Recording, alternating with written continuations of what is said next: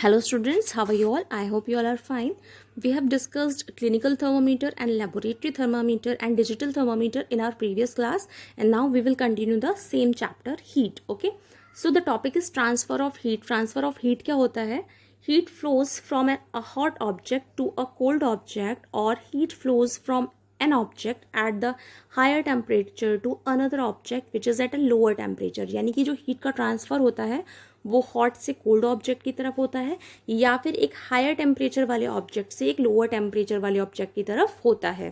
This flow of heat is known as the transfer of heat. इसको हम क्या कहते हैं? ये जो फ्लो हो रहा है इसे हम कहते हैं ट्रांसफर ऑफ हीट. हीट का स्थानांतरण होना. जैसे for example, if you dip a steel spoon into a cup of hot tea, अगर आप एक गर्म चाय के प्याले में कोई चम्मच डालोगे, then we will find that the temperature of spoon rises and it become hot. क्या होगा कि जो स्पून का टेम्परेचर होगा वो बढ़ जाएगा और चम्मच आपको गर्म लगेगी. In this case some of the heat contained in hot tea has been transfer to spoon which is placed inside. इस केस में क्या हुआ कि जो कप के अंदर हीट थी वो आपकी ट्रांसफर होके आपकी स्पून में, चम्मच में पहुंच गई. When the two objects attain the same temperature, then the flow of heat stop.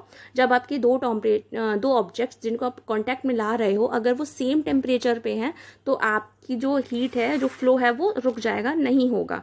अगर मान लीजिए एक बार में जो स्पून का टेम्परेचर है और जो कप ऑफ टी का टेम्परेचर है दोनों सेम हो जाएगा तो वहाँ पे कोई भी ट्रांसफ़र नहीं होगा. This means that no heat will be transferred from one object to another if the temperature of the two object is the same. Okay, there are three ways through which heat can be transferred from a hot object to cold object. Hot object से cold object में जाने के लिए जो transfer के तरीके हैं, यहाँ पे 3 तरीके हैं. First is by conduction, bye convention and bye radiation. Convention में क्या होता है? In solid heat is transferred bye conduction. जितने भी सॉलिड्स होते हैं ज़्यादातर उनमें जो ट्रांसफ़र ऑफ हीट होता है वो कंडक्शन के थ्रू होता है.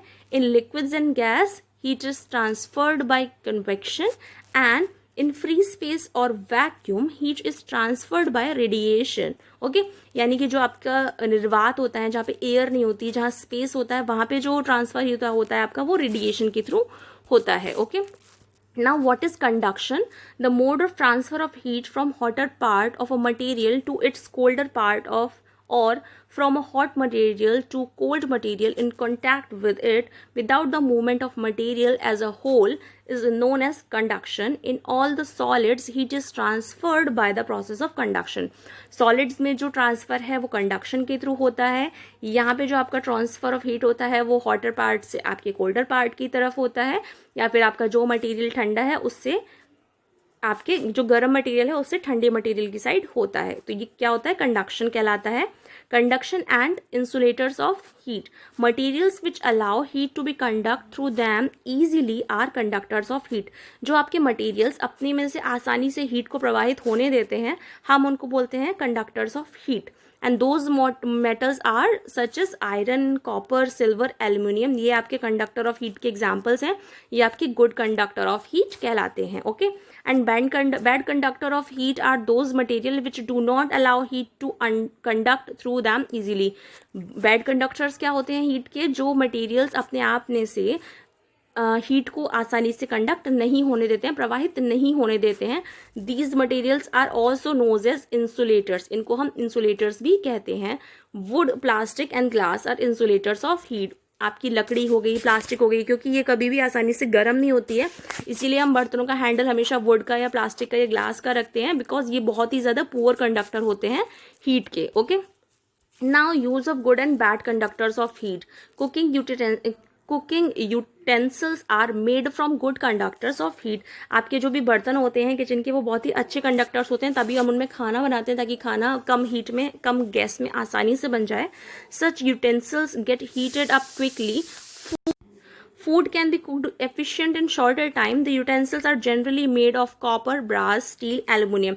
आपके जो utensils होते हैं वो ज़्यादातर आपके copper, brass, steel या aluminium के बने होते हैं, क्योंकि ये बहुत जल्दी गर्म होने की शक्ति रखते हैं. The handle of kettle and utensils are made of bad conductors of heat such as wood, plastic, ebonite, etc. They help in holding them comfortably.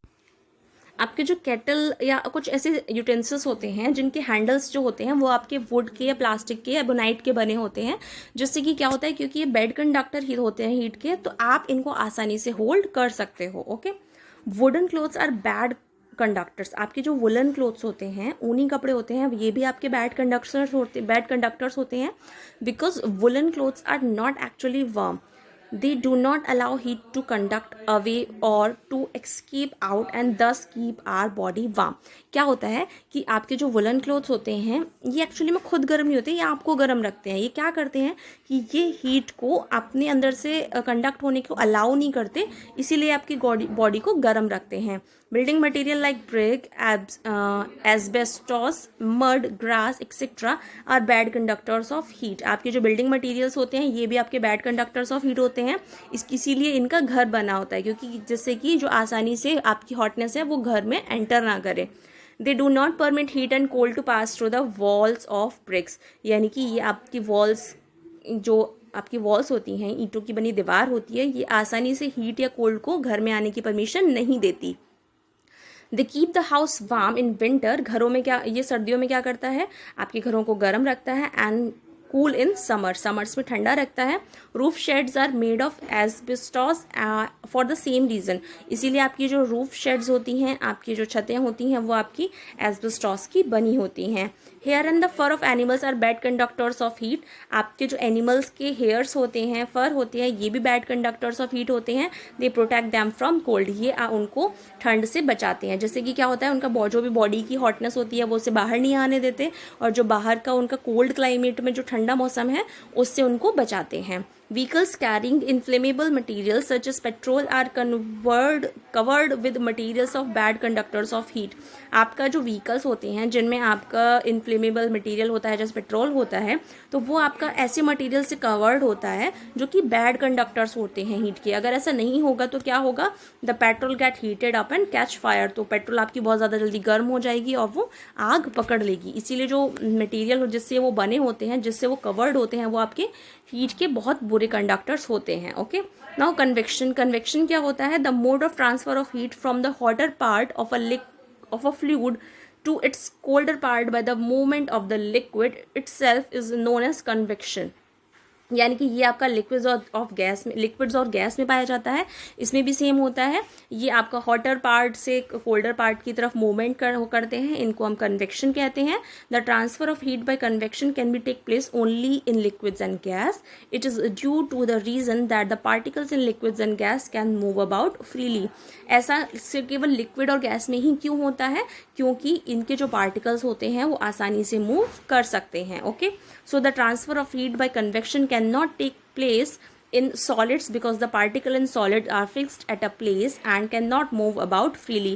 ऐसा सिर्फ लिक्विड और गैस में ही होता है, सॉलिड्स में नहीं होता है कन्वेक्शन का प्रोसेस, बिकॉज इनके पार्टिकल्स जो होते हैं वो बहुत ज़्यादा फिक्स्ड होते हैं, आसानी से मूव नहीं कर सकते हैं। It is also not occurred in empty space or volume because there is no particles of any kind in empty space which can move and transfer heat. और आपका ऐसा निर्वात में या वैक्यूम स्पेस में भी नहीं होता है, क्योंकि वहाँ तो किसी भी प्रकार के कोई पार्टिकल्स होते ही नहीं है। जब पार्टिकल्स ही नहीं होंगे तो ट्रांसफर ऑफ हीट का तो सवाल ही पैदा नहीं होता। नाउ कन्वेक्शन इन वाटर, अब आपका लिक्विड की बात कर रहे थे हम, गैसेस की बात कर रहे थे, तो वाटर और एयर के अंदर कैसे कन्वेक्शन होता है। Water is a poor conductor of heat. Water आपका हीट का पुअर कंडक्टर होता है। So due to this reason it can not transfer heat by conduction but it transfer heat by the process of convection. Because जो आपका water है वो बहुत ही पुअर कंडक्टर है हीट का, इसी कारण की वजह से इसमें से हीट ट्रांसफ़र नहीं हो पाती है, तो इसके अंदर कंडक्शन का प्रोसेस ना होकर आपका इसके अंदर कन्वेक्शन का प्रोसेस फॉलो होता है। Now convection is air. Air में कैसे होता है, air is a very poor conductor of heat. आपकी जो एयर है वो भी बहुत पुअर कंडक्टर है हीट का। Air transfers heat from its hotter part to the colder part by the process of convection.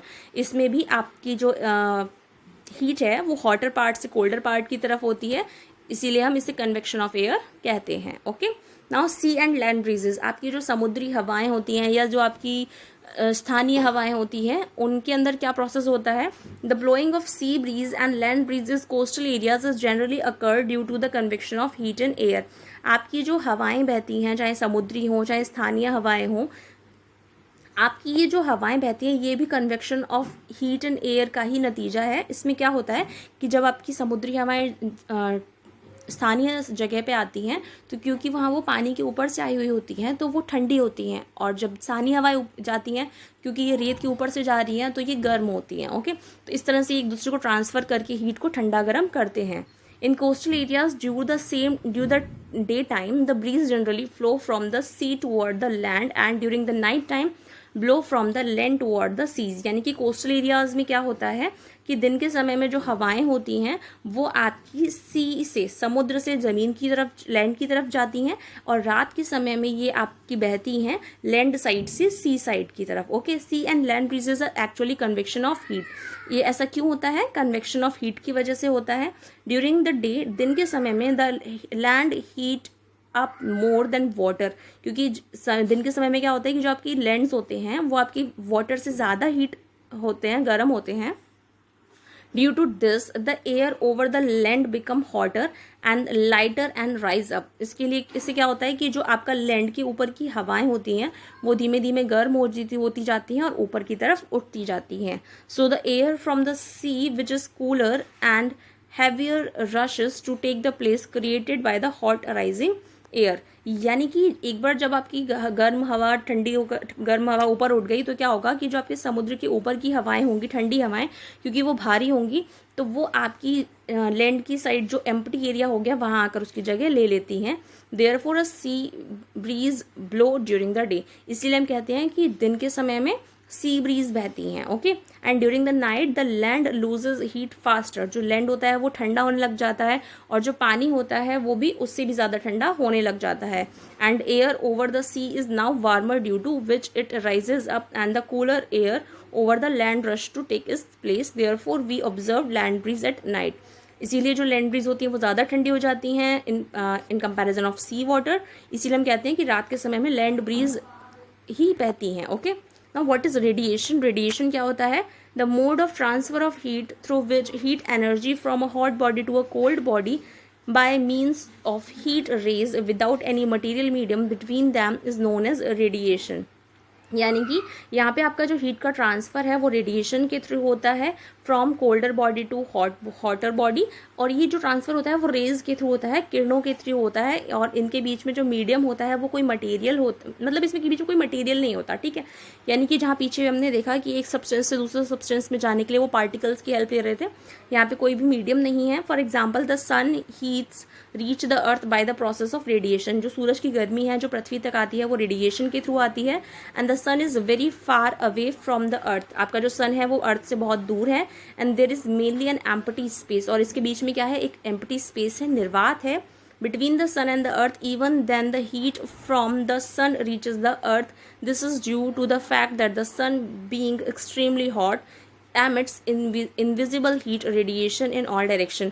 क्योंकि आपका जो सन है वो अर्थ से बहुत ज़्यादा दूर है तो इसी की वजह से उससे जो रेडिएशंस आती हैं वो चारों दिशाओं में फैल जाती हैं, जिससे कि धरती आपकी गर्म होती है। Okay, in our daily life activities we have many situations where heat is transferred by radiation through air। आप अपनी डेली लाइफ में देखते हो ना, बहुत सारी चीज़ें आपकी एयर से रेडिएशन के थ्रू अपना टेम्परेचर एक्सचेंज करती हैं। लाइक आप रूम में हो, रूम में गर्मी है और आपने एक बार फैन ऑन किया तो आपका रूम ठंडा हो गया। Okay, depending on the temperature of surroundings our body too gives heat to the surroundings or receive heat from the surroundings by radiation। Same fan से आपकी जो हवा आ रही है आपको वो किसके थ्रू आ रही है? रेडिएशन के थ्रू आ रही है। If a hot utensils filled with a hot milk is kept away from the flame, आपने किसी भी बर्तन में गर्म दूध रखा और आपने उसे फ्लेम से दूर रख दिया, then it cools down by transferring its heat to the surrounding by radiation। तो उसके चारों तरफ जो ठंडा हवा होगी उसके थ्रू वो जो हीट ट्रांसफ़र करेगा उससे वो ठंडा होने लगेगा, तो ये भी रेडिएशन के थ्रू हुआ। If we stand next to burning fire, अगर हम किसी आग के पास खड़े हो जाएं, then we feel the heat of the fire falling on our face, हमें अपनी बॉडी को हीट महसूस होती है। And the heat is transferred from the fire to our face by the process of radiation. ये भी कैसे होता है? रेडिएशन के थ्रू होता है। Now clothes, during hot summer's day people refer to wear white clothes or light colored clothes because light colored clothes absorb less heat from the sun, hence keep us cool and comfortable in hot weather, while in the cold winters they days people refer to wear dark clothes because the dark colored clothes absorb more heat rays from the sun and keep us warm in winter season. गर्मियों के मौसम में हम light colour clothes पहनते हैं, हल्के कपड़े पहनते हैं क्योंकि ये हमारी बॉडी को ठंडा रखते हैं. बट इन विंटर्स हम कैसे कपड़े पहनते हैं? हम डार्क कलर क्लोथ्स पहनते हैं क्योंकि ये रेडिएशंस के थ्रू हीट को अब्जॉर्ब करते हैं और हमारी बॉडी को गर्म रखते हैं. Thus we can say that dark colored objects absorb heat better and also emit heat better than light colored objects. Now let us try to study this concept on the basis of given activities. In the winters we will use woolen clothes because wool is a poor conductor of heat. Moreover, there is air trapped in between the wool fibers. This air prevents the flow of heat from our body to the cold surrounding, so we feel warm. क्योंकि आपकी जो ऊन होती है वो आपकी बहुत ही पुअर कंडक्टर होती है हीट की, इसीलिए ये हवा को ट्रैप कर लेता है वूल फाइबर्स के बीच में, जिससे कि जो भी एयर होता है वो उसको हीट को बॉडी के अंदर या जो भी ठंडा है उसे बॉडी के अंदर नहीं आने देता और आपको गर्म रखता है. Okay, now homework time. You have to read all the exercises and give the answer by your own. I hope you like the class.